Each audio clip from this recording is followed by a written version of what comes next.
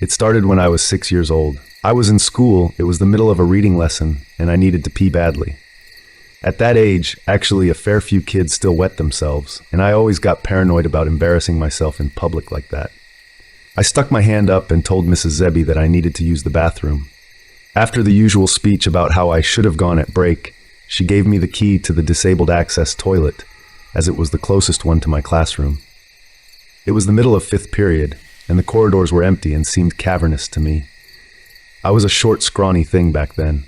I sometimes had trouble with doors, especially unlocking them, and I fumbled for a good minute or two in trying to get the blasted thing open.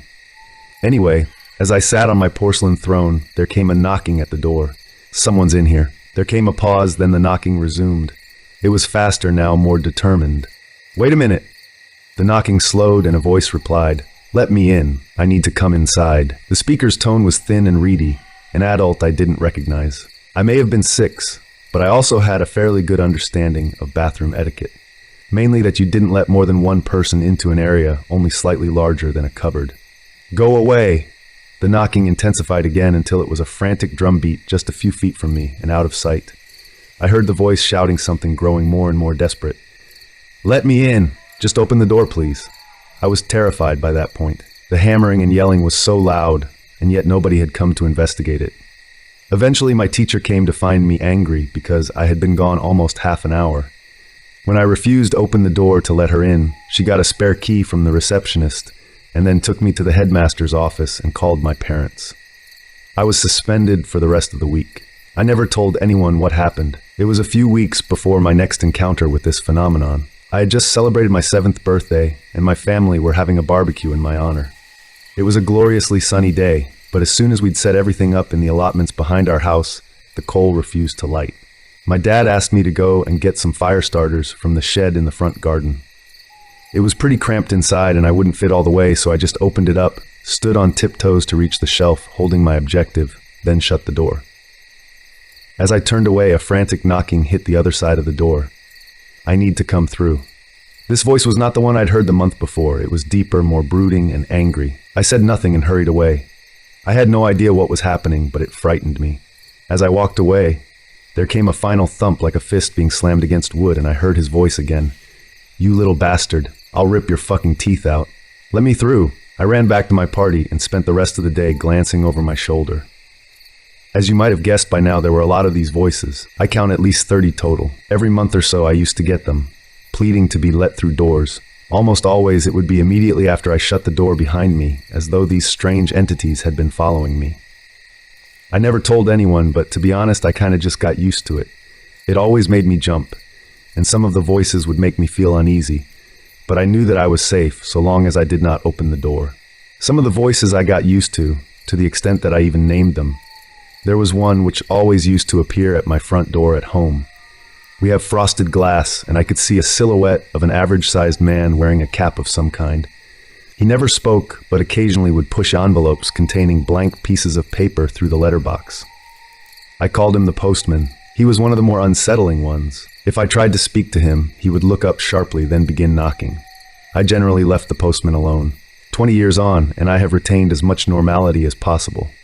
I have plenty of friends, and I even have an on and off relationship with a girl I met last year. Not bad for a guy who wakes up in the middle of the night and listens intently to noises you can't hear on the other side of the door.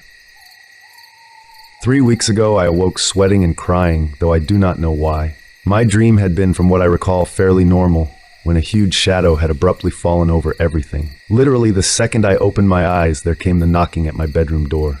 Not just normal knocking, though. This was truly frantic. "Who goes there?" I yelled. "Please, help us," it replied.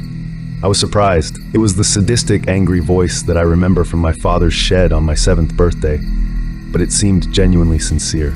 There was a pained tone to it too, as though the speaker were grievously wounded. I actually found myself pulling back the sheets to get up, but I hesitated. I had never before been tempted to open the door. I suppose as a child I had so rigorously drummed into my head the idea that whatever lay beyond was evil, that it was just common sense. To be quite honest, I came very close to letting the thing into my room that morning. I held out in the end. It got worse. Just 2 days later, I was in my local corner shop. I'd just paid for a bottle of milk and a newspaper when a great force slammed against the shop door. Simultaneously, a voice began screaming, a long, keening squeal of pain. I whirled to face the door, but there were so many flyers plastered over the glass that I could only just make out the shape of a woman on the other side, slapping her palms against the window. The shopkeeper stared at me as though I were crazy. In the end, I asked if he had a bathroom I could use, murmured some half-thought-out excuse, and hid there for 10 minutes until the screaming stopped. There were 4 more incidents between then and now, a mixture of screams and tearful begging. The postman stopped by yesterday, too. He knocked politely before sliding his usual letter through the letterbox. Then another, a total of 10 plain brown envelopes. The postman waited for a few minutes, knocking occasionally, and then he left me alone. Each letter contained a sheet of A4 paper, but somebody had taken a black pen to the pages, scribbling and shading them with such vigor that there were large tears around the center, and the edges were frayed. I shoved them back into their envelopes and tried to put it from my mind. Earlier, my bedroom door shook violently. It wasn't a scream or a howl or a roar that I heard, though. It was just crying, dozens and dozens of voices sobbing quietly. Another blow struck my door. Plaster flaked from the walls and twirled to the carpet. Still no pleas or bargaining, just sobbing. I jumped up from my chair. A hairline crack split the frame of the door in one corner. My phone began to ring, and I heard a sharp rapping at the glass of my window behind the curtains. I tried answering the phone, but it was simply yet more voices crying. Not even sobbing, though. More like bawling in terror and anguish. I hung up, but it kept ringing, so I took the battery out. I have shoved most of my furniture against the door and window.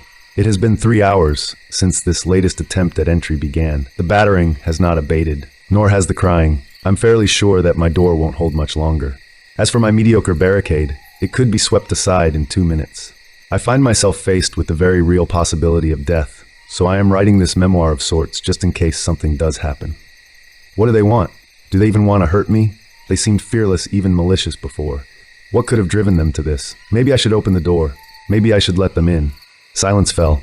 I realized that even the crying had ceased. For a whole minute, I sat there. Then I got up and hurried to my door, eager to escape this claustrophobic situation. Perhaps I'd go outside where I could be far away from any doors and from the damned knocking. I pulled away my barricade and turned the handle. Locked. Kneeling, I peered through the keyhole. Beyond my bedroom door was not the corridor that I remembered, but another room.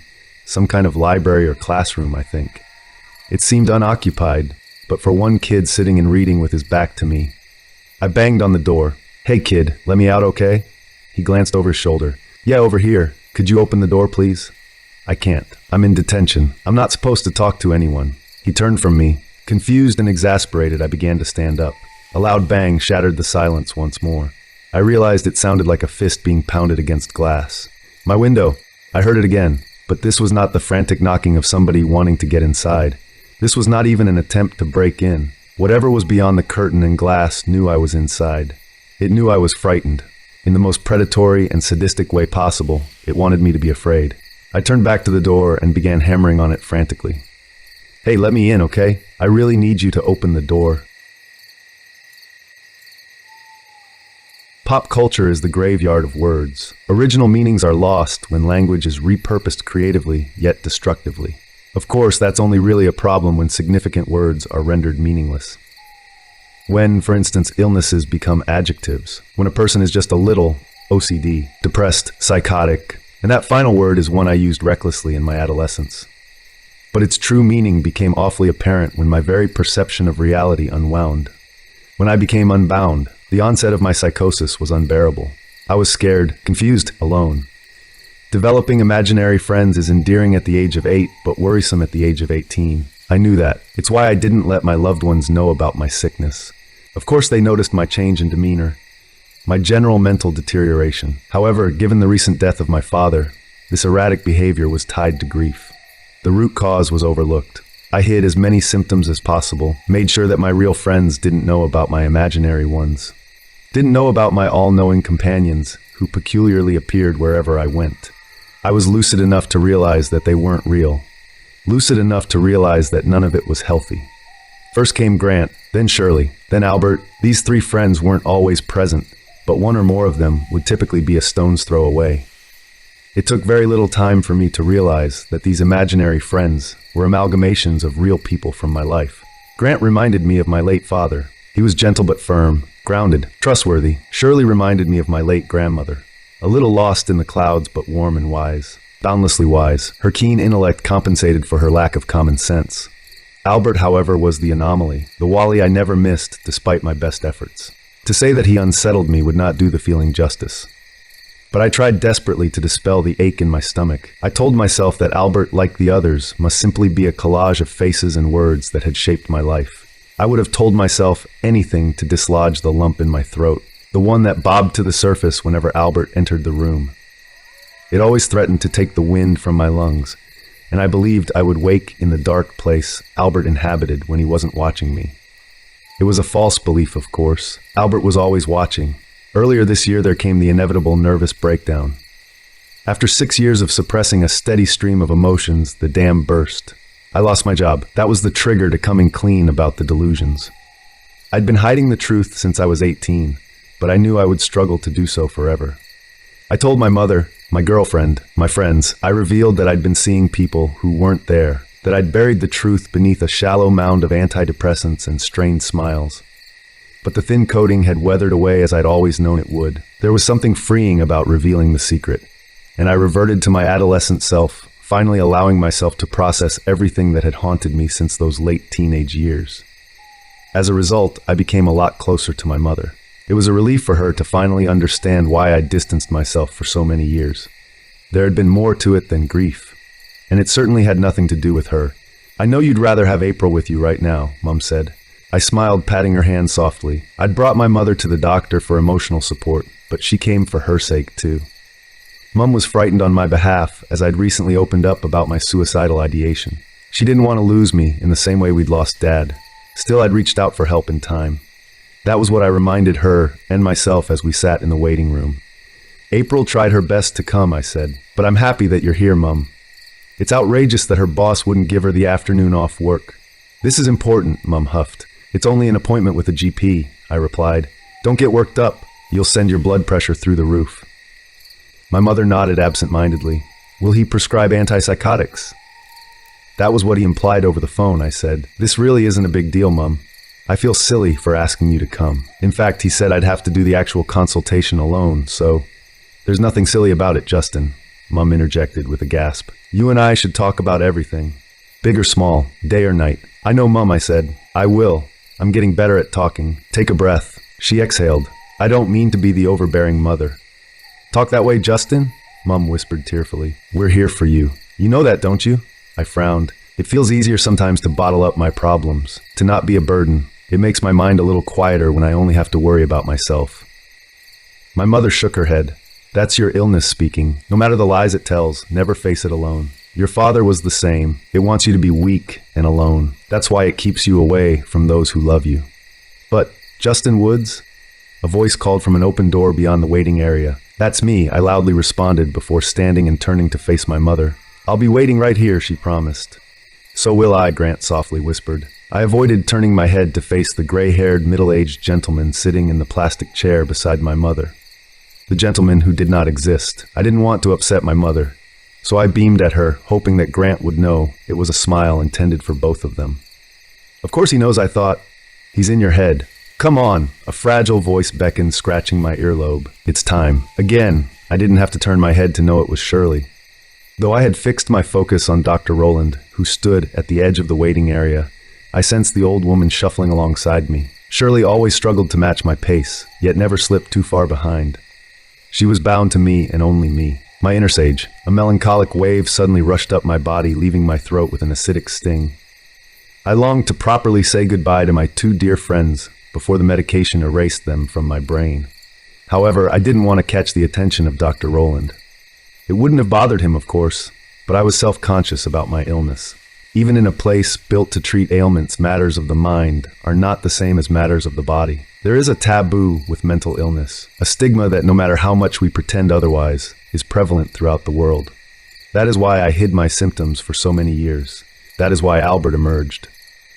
"It's okay, Justin," Shirley assured me, placing a frail palm on my shoulder whilst waving her free hand at my brow. "We are up there, but I won't be able to hear you anymore," I thought while smiling convincingly at Dr. Rowland. "We guide you even when you don't hear us," Shirley said soothingly. "You are me. You are all of those who have come before you, those who have shaped you." "Don't worry about us, champ," Grant said, having abruptly appeared on the other side of me.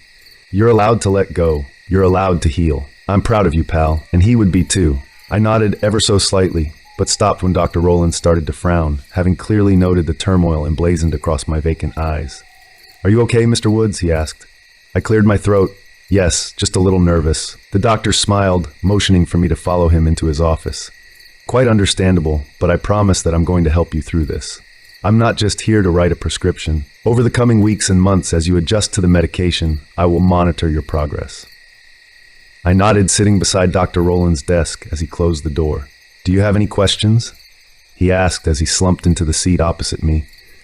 Is it really as simple as getting a referral, then heading to the pharmacist? Will pills make the noise go away, psychosis within a matter of days? For others, it may take a few weeks. But as I said during our phone consultation, I will be with you every step of the way, Justin. I always have been, haven't I? I raised an eyebrow and the doctor laughed. Really? You don't remember me? I'm glad I made such a big impression on Justin. Your parents have been bringing you here since you were a child. I know, I said. It's not that. I remember you, Dr. Rowland. It's just, those were appointments for sickness bugs and minor injuries. I never thought I'd see a doctor about anything like this. For the past few years, I've been living in denial, pretending that I haven't gone crazy. That's not a kind way to talk about yourself, Justin. The doctor cautioned as he printed off a prescription slip. You're unwell, not crazy. You'd take antibiotics for a nasty infection, just as you'll take antipsychotics for this slight hiccup in your mind. I suppose so, I uncertainly replied as I accepted the small strip of paper. Do I need to come back here for repeat prescriptions? Dr. Rowland shook his head. I'd suggest using the patient access website to order online. You just order, go to the pharmacy, and get a top-up. No need to see my annoying mug every time. That's it, I asked. The man nodded kindly. That's it, but I'll contact you to arrange a checkup appointment in a few months just to see how you've been reacting to the medication. And if you experience any side effects in the meantime, please contact me. Side effects, I gulped. It's a possibility with any medication, he said. But don't worry, Justin. We're just trying something out. And if it doesn't work, we'll try something else. Does that sound like a good plan? I mumbled some words of agreement as I shakily rose to my feet. Then I hurriedly slipped the paper into my coat pocket, jamming my hand deeply inside. I was afraid to lose my winning ticket, so I won't see people anymore. People who aren't there, I asked. The olanzapine should eradicate or reduce symptoms. The doctor replied, leading me to the door. Of course, if it doesn't improve anything, you'll have to let me know. Let's just take it one day at a time. Everything's going to be okay, Justin. So everyone keeps telling me, I thought as I shuffled out of the door that the doctor impatiently held open. As I passed through the hallway between Dr. Rowland's office and the waiting area, I felt that awfully familiar clump in my esophagus, an unwelcome visitor constricting my airway, and I knew what I would see before I even twisted my head to the right. At the far end of the corridor, past the rows of offices, there stood a man with arms stiffly clamped to his sides. A man whose features were always indistinct even when he stood so near. Albert, he wore forgettable attire. For all I knew, it may have always been the same. May have been different each time. I struggle, even after seeing him so many times, to describe his facial features, for he was murky and abstract, but I always knew his face when I saw it. To catch even a glimpse of his uneven eyes and lips was a paralyzing nightmare. No other fear has ever compared. The tall man was chained by unseen shackles to the clinic's tiled floor, and his entire body was practically convulsing. An inflating and deflating chest communicated his innermost fury. Albert was not like the others. He did not support my desire to heal. He had made that clear after my initial phone call with Dr. Rowland. Since that day, the man had remained uncharacteristically silent. In spite of the unnerving things Albert had a tendency to say, I feared him most when he had nothing to say at all. When he soundlessly eyed me from distant crevices, rage frothing at the surface. He lurked in the clinic's corridor, teetering on the precipice of lunging forwards at any moment. His eyes revealed a desire to do something unspeakable. I didn't want to tempt him by watching and waiting, so I hurried along. Justin, Mum called. How did it go? I strolled into the waiting area with a faux smile. Mum, Grant, and Shirley were sitting in red plastic chairs verging on tears as I approached. Come on, I said, helping my mother to her feet. Time to buy some drugs.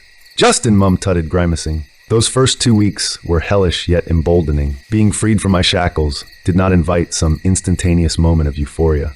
As Dr. Rowland had warned, the process took time. He had not explained how messy it would be, however. How excruciating it would be at times to hear the jumbled words of Grant and Shirley, as they slowly drowned, scrambling to be heard above the rising tide. Thoughts don't die, Justin, Shirley choked. We're part of you. By the following Friday, I hadn't seen any of my friends for a couple of days. And that was my longest bout without hallucinations for years. To celebrate, I organized a dinner with Mom and April at our favorite Chinese restaurant. Just the three of us. For the first time in a long time, there would be no non-existent guests. That was what I planned. You seem better today, my mother said moments before tucking into a sticky rib. You had a good day yesterday, didn't you? April asked, turning and smiling at me. Sorry, I don't mean to speak on your behalf. Are you okay today, Justin? My publicist speaks the truth, I nodded theatrically. I'm happy and healthy. No further questions, please. Thank you. She rolled her eyes. There's one frustrating side effect, however. Bad jokes. Oh no, he's always told those, my mum said. Isn't this supposed to be a celebratory meal, not a roast? I asked, chuckling. It's both, my mother smiled. That's the Woods way. Your father would have had something funny to say right now, wouldn't he? I nodded, reaching across the table and clutching her hand. Funnier than anything I've said. My mother wiped a tear from her eye. No, you were both hilariously unfunny. Dad would be. He is so proud of you, Justin. I know that's a cliche, but cliches exist for a reason. I'm just so happy that you've improved so quickly. Seeing you and April smiling at each other just warms my heart. He is pretty lucky to have me, April agreed, grinning. I know you're being facetious, but you're right, my mother said. You're the daughter she always wanted, I teased. After 20 years of disappointment with a measly son, you came along to save the day. Thanks, April, my mother groaned. I tittered as I climbed out of my chair. Just nipping to the bathroom. I'll give you two some time to vent your frustrations about me. Why? It's not as fun without you here to endure it, April said. Hardy har, I replied, startling her with a pinch to the shoulders as I walked away from the table. Whilst beelining towards the bathroom door with a spring in my step and restaurant chatter in my ears, I barely noticed him. The nodding man sat alone at a booth in the corner of the restaurant, and it was his laughter that drew my attention. It rose above the roar of the dining area. He was amused by some unheard joke, so amused that tears trickled down his face, and my eyes met him as he motioned a hand towards the chair opposite. The man I'd hoped to never see again. Chest juddering, I ignored Albert and scurried into the bathroom with the smile well and truly rubbed from my face. I pretended I hadn't seen him, pretended that I still hadn't hallucinated in days. Bracing against either side of the bathroom sink, it took a minute for me to control my breathing. I reminded myself that the medication was not a cure. It was never going to be entirely eradicate my illness, but simply treat it. Mitigate the worst symptoms. But why out of the three did Albert have to return? I wondered, sweat staining my flesh. Anybody else, please? As if responding, there came labored breathing from the locked stall behind me. My eyes unsteadily glanced at the mirror ahead, and I saw movement through the crack between the cubicle door and the wall. Saw a bloodshot eye peeking at me through the slim gap. Don't scream, Albert whispered, placing a finger on his lips as my mouth opened. You won't like what happens if you scream. Then the man wagged his finger through the cubicle's narrow gap, urging me to come forwards. I wanted to flee the bathroom, but there was no running from him. I knew that. Only obeying his commands would offer me the slightest respite. So I nodded and walked over to the locked bathroom stall with a gaping, quivering mouth. I've missed you, Albert whispered, panting heavily. I eyed his smile's unevenly sized teeth through the slight opening, felt the decaying breath escape his jaws and wash across my cheeks. My very body shrank in terror as his wormy finger stretched forwards, threatening to tear into my cold cheek. I've been better lately, I croaked. Better? Albert asked, grin broadening. You were better before. They'll only burden you. Do you want me to make them go away? I'm going back to the table now, I whispered hoarsely. I don't want to talk to you anymore, Albert. You're not real. Is that what Dr. Rowland told you? Albert giggled, revealing only a haunting fragment of his face. I'm very real, Justin. Very, very, very, very real. I'm leaving, I stammered, taking ginger steps away from the unstable man. You're no fun, Justin. Albert sulked, his eye mashing against the gap in an effort to follow my movement. It's just you and me, Justin. It'll always just be you and me. I'll help you. I'll free you. Jaw locked in a haunted gasp, I scurried out of the bathroom door.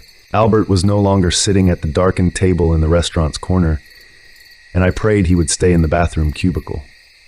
Forever, preferably. Are you okay, dear? My mother asked, frowning as I returned to the table with a white complexion. Yes, I muttered, feigning a smile. It's just been an overwhelming couple of weeks. April smiled, taking my hand. You're doing so well, Justin. I'm proud of you. I nodded weakly. but I was not present for the remainder of the meal. My eyes continually returned to the men's bathroom, squinting to search for Albert in the grimy corners of the room. His awful face was nowhere to be seen, and that did not comfort me. The following night, I escaped from that primal, paralyzing state of fear. Told myself that I'd let a slight wobble affect me a little too much. To distract myself, I invited some friends to my home: April, Michael, and Jane. I revealed my interaction with Albert, and my friends were fantastic. Incredibly supportive. I felt foolish and reminded myself that I was stronger when I opened up to my loved ones. In spite of Albert's claims, people were not a burden, and isolation was not freedom. "I'm starving," Michael said. "Shall I head to Domino's?" "Yes," Jane excitably squealed. "I'll come with you." "Get us 2 margarita pizzas, please," April said. "Thanks, mate," I added as the pair walked out of the door. There was a moment of silence in the lounge, followed by April twisting her head to offer a sultry, mischievous grin. "And then there were 2, she whispered, bouncing her brows. "Were you hoping for a quick game of Monopoly?" I teased, motioning at the stacks of board games in the cabinet. My girlfriend rolled her eyes and seized my hand. "Yes, let's play Monopoly upstairs." We were by no means quick. I'll leave it at that. "Shit," April gasped afterwards, eyeing the bedside clock. "It's 8 o'clock. I frowned as I got dressed. "Already? What time was it when they left?" 7. "And there are no messages from them," she said, eyeing the WhatsApp chat. "It shouldn't have taken them an hour. Domino's is only around the corner. Are they okay?" "They must be playing Monopoly," I grinned. April snorted, shaking her head as she slipped into her clothes. But the warmth fled my lips as my eyes wandered to the bedroom window. As I eyed a darkened figure at the back of my garden, dimly revealed by solar lights, Albert was watching from the shade of an oak tree. I tried to conceal my horror, but I'd caught April's eye, and she followed my gaze to the garden. I expected her to console me. Expected her to say that I should talk to my doctor about the medication not working as well as I hoped. I certainly did not expect, "Who's that?" My body chilled as I processed April's question. 2 unthinkable words. I told myself that it had been an auditory hallucination, but I knew better. Knew when she frowned at me. "Justin, do you know that man outside?" she asked. "That's your property, isn't it?" I trembled. "You can see him?" April's face grew more fearful. "Yes, I see him, Justin. Should we call the police? Or try telling him to leave?" "Do not go out there," I warned sternly, grabbing April by the shoulders. "We're staying in this room, okay?" April shivered wildly. "Do you know him?" "You're scaring me, Justin. Let's just call the police. He'll just be some unwell man. He's not dangerous. Tell me he's not dangerous." I realized we'd both looked away from the window, and when I turned back to the garden, I was unsurprised to find that Albert had vanished. "I don't understand," I whimpered. "He's gone." April turned her head to the window, then back to me. "He was real, Justin. I saw him. Let's call the police. Whoever he is, they'll—" "You don't understand," I coldly interrupted. "What don't I understand?" April asked, shaking. "You're not putting me at ease about him, Justin. Please just let me call the—" There came the click of my front door opening, silencing and freezing the 2 of us in an instant. "Michael," April yelled. "Don't," I begged, putting a finger to her lips. "It's not them. It's—" "What, Justin? What?" she cried. "You won't believe me," I said, tiptoeing towards the bedroom door, then inching it open. Through the opening, I had a direct view of the stairs. The front door was swaying inwards and outwards, driven by a growing gust. "There's nobody at the door," I whispered fearfully. "Right, I'm doing it," April said, slipping her phone out. Before her finger hit a single number, there came a creak from behind us. Our eyes were drawn to the ensuite of my bathroom, drawn to shapes which lunged from that unlit room into the glow of my bedroom. Long slithering fingers, one by one, the awful things curled around the wood of the ensuite door, tentatively pushing it open. April, and I did not make a sound. Whether frozen by fear or the shushing demon, we watched as a face pushed out of the darkness. It squeezed through the doorway to reveal features no longer indistinct. Still uneven, but horribly memorable. Albert's face was composed of moving wrinkles, which sloshed and frothed across his skin like waves. His eyes were no longer hazy holes that I would soon forget, but hypnotic chasms of darkness. Endless pits shielded by eyelids that blinked with unsettling frequency. As Albert reached his unholy fingers towards April, I screamed and pulled her backwards. Screamed not only due to her near end, but due to her scream. What frightened me was that April saw Albert too, and that meant he had always been real. That might not have haunted me so greatly if he had been a man, but he was something else. Albert violated the very laws of nature. I feared that I'd never be able to distinguish between truth and fantasy again.